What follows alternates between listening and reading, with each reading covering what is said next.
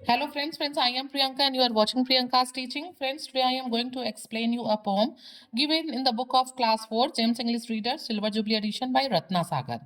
Friends, the title of the poem is The Rain, which is composed by W.H. Davis. You all can see that this poem contains 2 stanza and each stanza contains 6 lines, means total 12 lines are there. Okay friends, now I am going to read the poem and after that I'll explain you the poem stanza wise.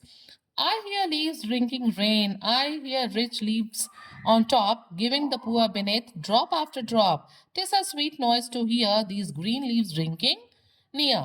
You can see top rhymes with drop and here with near.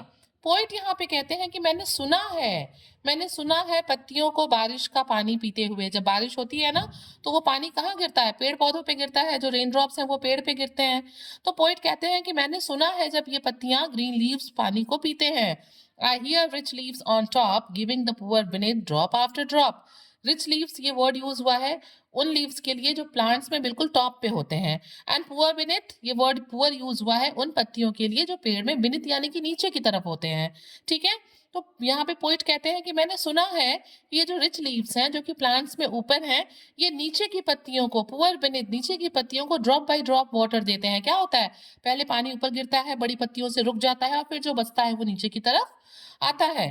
This is sweet noise to hear these green leaves drinking near.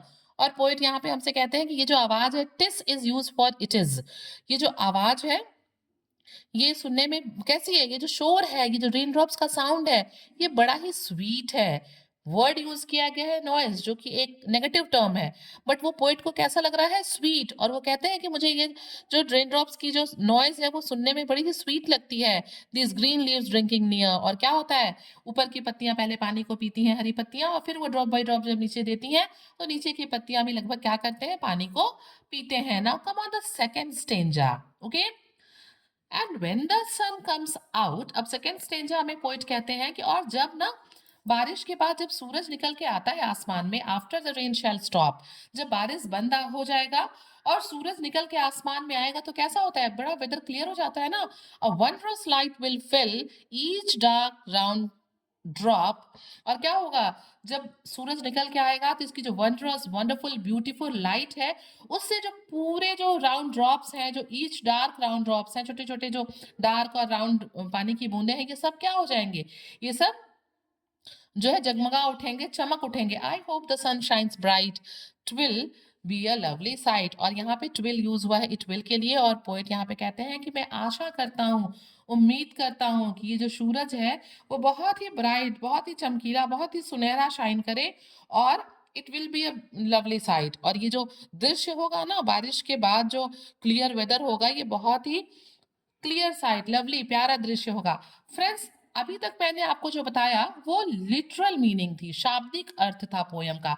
But basically poet हमसे ये कहना चाहते हैं कि हमारे society में जितने भी बेनिफिट्स हैं, एडवांटेजेस हैं, वो सिर्फ किसको? रिच लीव्स यानी कि रिच पीपल को मिलती है। पुअर लोगों तक वो बेनिफिट्स, वो एडवांटेजेस आने में तो उन्हें बहुत थोड़ा सा मिल पाता है, मिल ही नहीं पाता। तो वो कहते हैं कि जब सोसाइटी से ये डिस्क्रिमिनेशन कम होगा, खत्म होगा, मतलब सन का मतलब यहाँ क्या है? When the sun comes out, जब अच्छा टाइम आएगा, जब डिस्क्रिमिनेशन कम होगा, ये पुअर लोग भी जब एक स्टैंडर्ड पे होंगे तो क्या होगा? वो जो सीन होगा वो बड़ा ही लवली साइट होगा। ओवरऑल पोइट यहाँ पे क्या कहते हैं कि डिस्क्रिमिनेशन को खत्म करने के लिए कहते हैं और कहते हैं कि सबको जो है सेम अपॉर्चुनिटीज, इक्वल अपॉर्चुनिटीज मिलनी चाहिए। Friends, if you like the explanation please do share to others and very thank you for watching.